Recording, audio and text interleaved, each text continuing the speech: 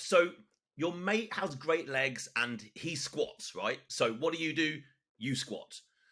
You've heard on the grapevine and through the rumblings of gym world that to have a great chest, you've got to bench press. So you do. Have you ever stopped to really think about all the movements that you're doing? Have you actually chosen them, or did you just fall into doing them? Have you essentially just gone in blind and hope for the best?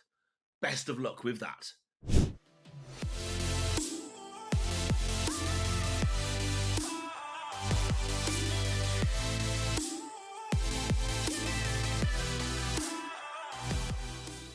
So, my name is Andy Naylor. I am founder and CEO of Naylor Body Design and your host of the Optimal Alpha podcast. And as always, welcome along to a brand new show. So today is the second episode in our first training series. If you've not listened or watched the episode prior to this, I suggest go back. We talked about training splits, an overarching theme of training splits. What are they? How do we use them? How do we get the most ones, etc., etc. Now, if you haven't listened to that, go back and listen to it.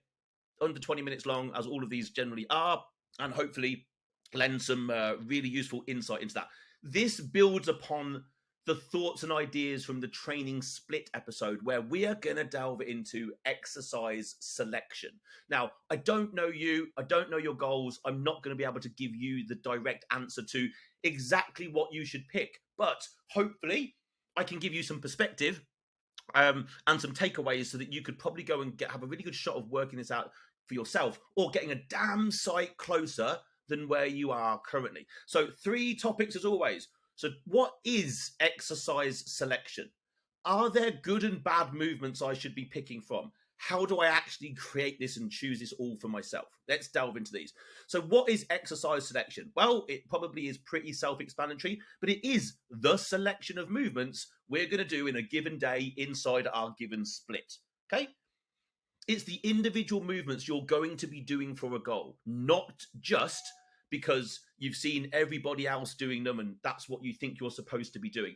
And granted, this is what most of us do when we start going to the gym. We watch what other people do and we copy them. And for the most part, that's not the best thing to do, because the quality of training in gyms for the most part isn't the best. It's definitely getting better as education becomes better around the world and educators are able to reach more people. But it's not the best way to start.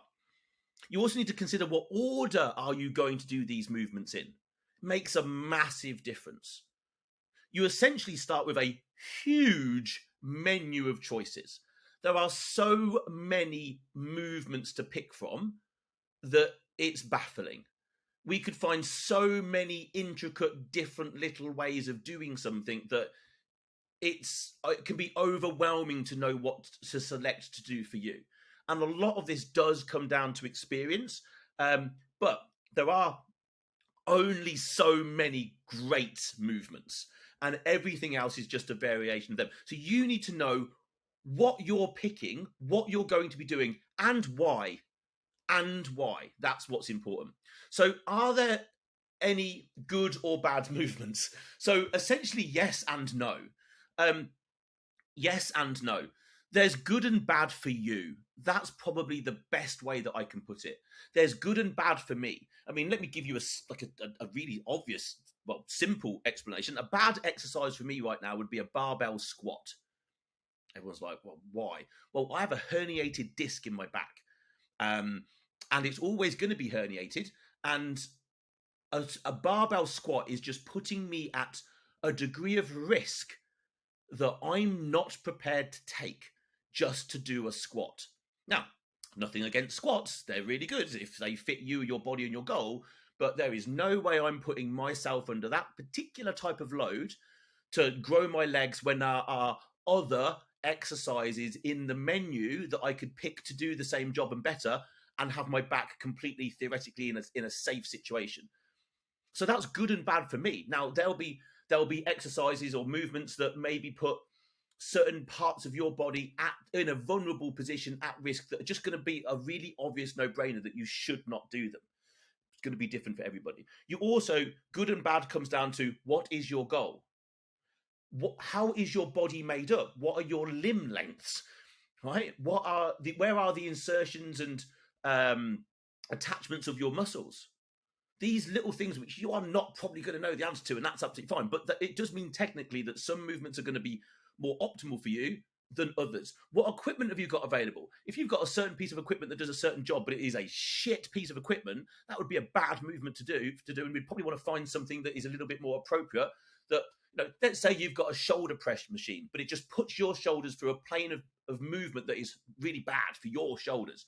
We'd probably be better off just doing a dumbbell press. We've just taken two really obvious options of a shoulder press. One, because it's a machine, maybe just technically doesn't fit you. Well, immediately we've got another option. It's all completely individual.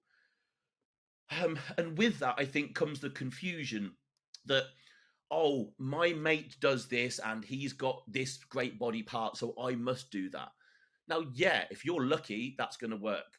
But I have not seen that to be the case for the many thousands of people that we've helped. I've just seen training over the couple of decades that I've been doing this.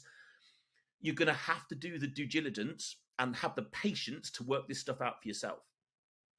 So, but what I will go on to say is in terms of movements, there are definitely some movements that technically work better with everybody's body than others.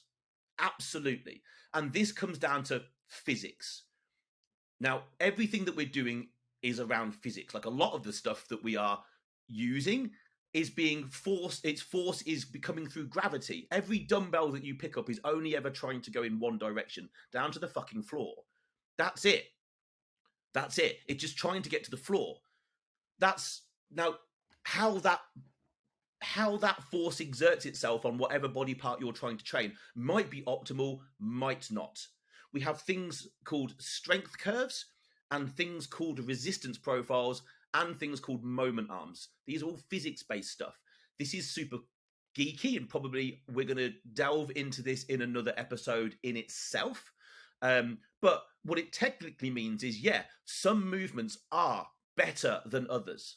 Some are more optimal in terms of manipulating some of the things that I've just mentioned and reducing joint forces. We are not here to train joints, as far as I'm aware, as far as I know. I don't know your particular goals, but probably not. Unless you're rehabbing a joint, that's something kind of slightly different. But if your goal is to build an optimal physique, you're here to challenge muscles. That's it. That's the goal. It's not lift weights and use machines. Granted, that's what you're going to be doing, but your job is to challenge a muscle, and some exercise, some movements definitely do that more optimal than others. So how do you choose for you? Okay, we would always want to go, well, what's worked best before? As in, do you truly know that it's worked? Now, a lot of people might be married to a certain movement because they love it and it feels great, but has it actually built you any fucking muscle? Like, I don't know. Some people love to squat because it just feels like fucking alpha as fuck. Like, I squat and I deadlift and I'm alpha as fuck. Great, cool. But a true alpha is going to think to themselves, yeah, I'm really good at doing this, but it hasn't actually seen me fucking grow any muscle or get any results. We will all have movements that we're doing that we love to do. It feels great, but is maybe not just giving us the result. Like, that is not a fucking alpha mentality to me. That is something entirely different. But what has worked before? That's a good place to start. Do any movements that you're currently doing cause pain and discomfort, as in the wrong pain and discomfort? Because if they do, fucking stop doing them. Because you cannot therefore then progress in the long term something that hurts. There are certain shoulder movements, pressing style movements, that I don't do because I know 2 days later my right shoulder is going to really fucking hurt. And it hurts to the point where there was no point doing that exercise. The reward is not high enough. You need to think, what can you truly progress? Training is a progression. It should be a progression. So let's say you train on your own. I always assume people train on their own, because if we can make something work with someone training on their own, then it's going to work in all situations. Let's take a bench press. Can you truly progress a bench press over time? Maybe. But there's going to come a point where you're going to get stuck under that fucking bar and wriggle around, like, desperately trying to get out from underneath it. It's going to happen. It's happened to me. on more than one occasion when I used to bench press, like there's going to come a point where you think you can do one more rep and you're going to go for it because that's the extra rep that is the progress, and you're going to get stuck under the bar. Now, God forbid it's on a decline, because then you're in real trouble. At that point, you are now in trouble. So can you safely progress this thing over time on your own? A bench press is a really good example of eventually you're going to get fucked by that exercise. Now, let's imagine it was a dumbbell press. Yeah, because you could just go until you throw the dumbbells back down on the floor. You're never going to get stuck under them. Is that an injury risk? Yes. Yeah, it is. But could you do it? Yeah, you could if you were smart and were not an idiot. So can you truly progress it over time? What's the priorities in terms of body parts? So, of course, when we're thinking exercise selection, this is one of the things that comes up into my mind really early on. Like, what's the goal? Like, what do I need to improve? What weight, not weight as in loading, but what weight do I need to put into certain areas? Like, do I need more movements for chest than I do back? For me, yes. But then we could also say, well, back is a bigger body part. So now we need more movements to hit all of that musculature, because it's a pec is a pec. Your back is made up of multiple muscles. So we've got, okay, what's the priority in terms of body part? Then another thing to consider here is, and this is getting, I think, to an area that I particularly like, which is we could do a movement that, say, is for back. Let's think of any kind of row, like something for your back. So let's think of any kind of like pull down movement or any row. Most people are probably doing most of these movements bilaterally. In other words, they're hanging on with both hands and pulling with both hands. Let's imagine a pull down, right? So we've got a bar above our head. Most people are holding onto that bar and they're pulling it down. There's nothing wrong with that. Is it optimal for full lat contraction? No. Because the position that we need to put our body in to fully contract the lat, and let me be clear, that is definitely part of the goal of training, to at some point make sure that you can fully contract and shorten a muscle. And in a pull down, we have the chance and the opportunity to do that. With a standard lat pull down with a wide bar, can we? Not both sides at the same time, for sure. So now a consideration here would be, well, why not just do it one arm at the time? Now, you obviously can't hold onto the bar and do that. You would have to maybe change equipment and set yourself up slightly differently. But now we're talking about doing a different exercise. Same movement. It's still a pull down, but now it's unilaterally. It's one side at a time. Now, it's far easier to focus on that one lat, that one movement, that one side. And you've got 100% more chance of getting in your body into a position to fully contract that one side. Because ultimately, you've got to kind of lean to one side and bring scapula, shoulder, down towards your hip to shorten that distance a little bit. It will definitely help. So these are other considerations that we want to throw out there. So let me just try and give you some examples of how maybe I set up my training. And this might apply to you, it might not. But let me give you an example of like a leg day. And you see how simple I'll keep everything. There's nothing spectacular here, but I will always start with hamstrings on a leg day. 2 reasons. One, a number of years ago, I would start with leg press, and I got pretty strong on leg press. But I remember a couple of times having a twinge in my left hamstring that made me crap my pants slightly, because it was like, if something was going to go wrong under 300 kilograms of weight, it was going to go wrong in a massive fashion. And I'm like, okay, so I need to wake up my hamstrings before I get on this leg press.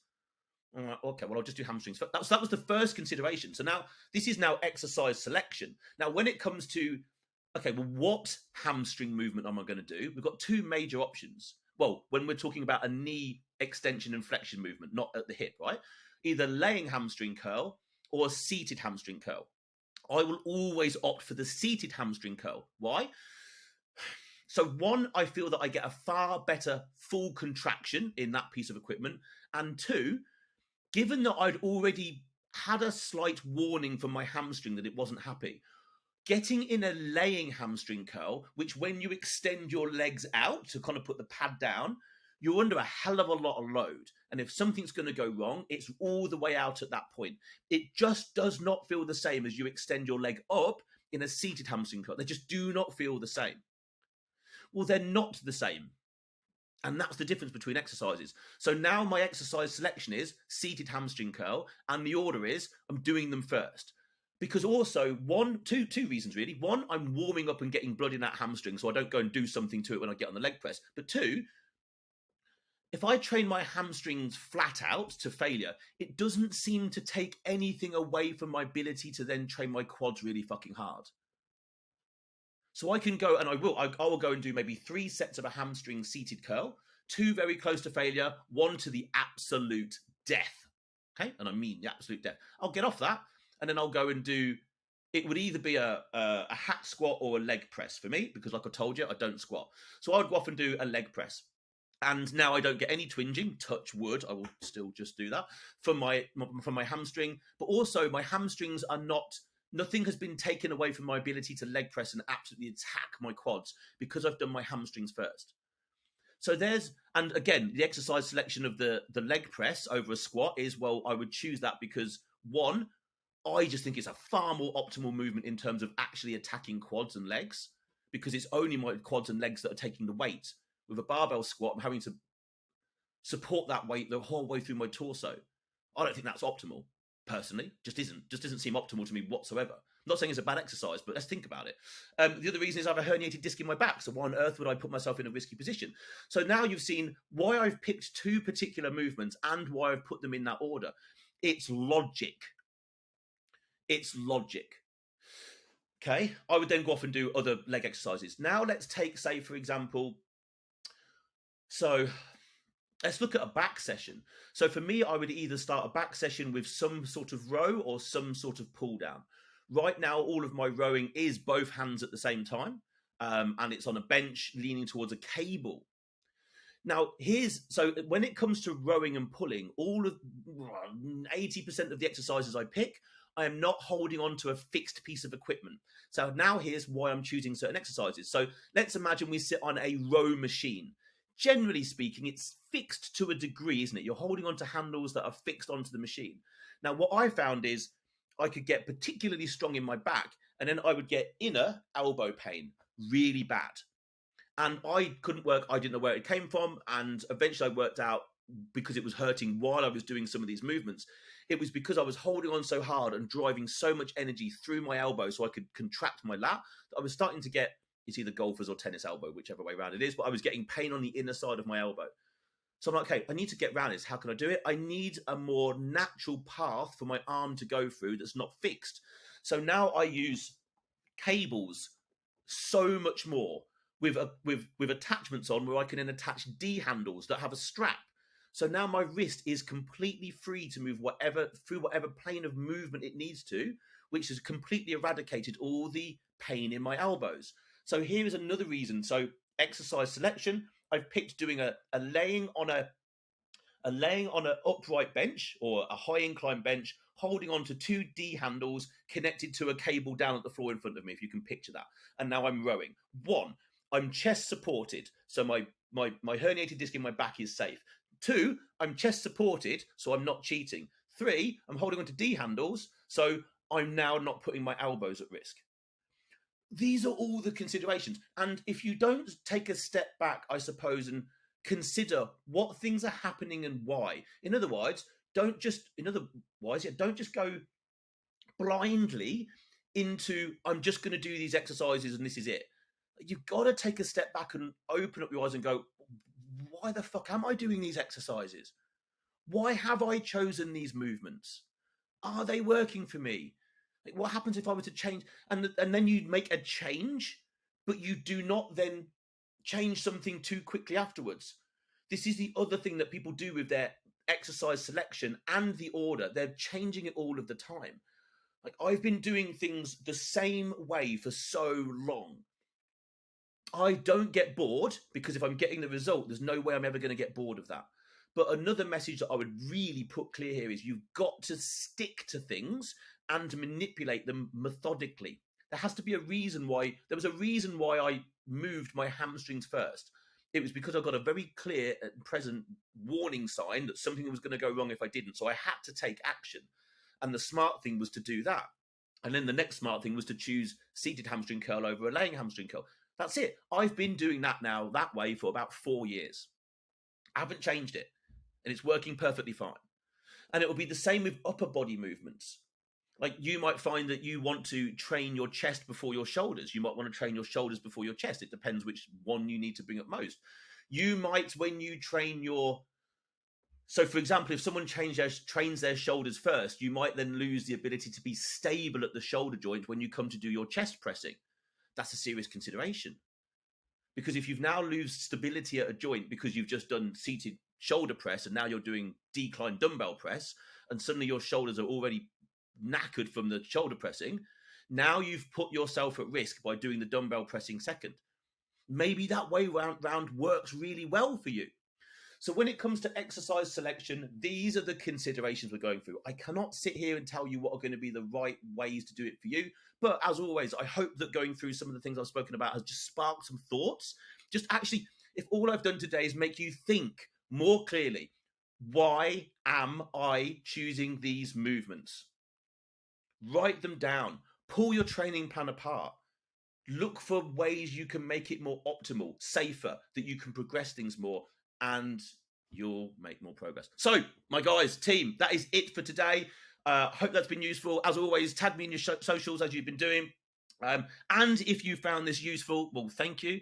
A 5-star review is one of the best ways you can let me know, and we appreciate that massively. Also, maybe download and subscribe to the podcast. It obviously helps us reach more people, help more people down the line, which is what this podcast is all about. But for now, my squad, over and out. Go and have the best day.